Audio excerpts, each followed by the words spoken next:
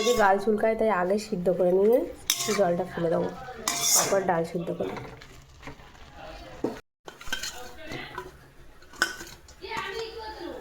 এই বাবা, আমি কচুটা আলাদা সিদ্ধ করে নিয়েছি, যদি চুলকায় তাই ভেজে নেব।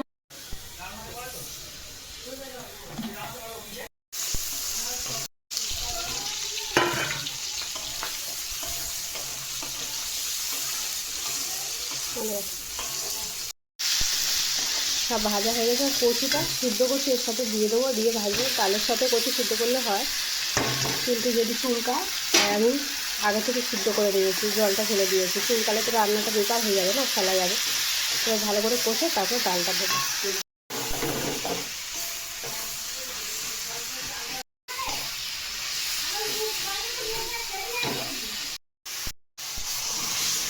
ডালটা দিয়ে দিলাম, দিয়ে এবার এটা ভালো করে করে নেবো।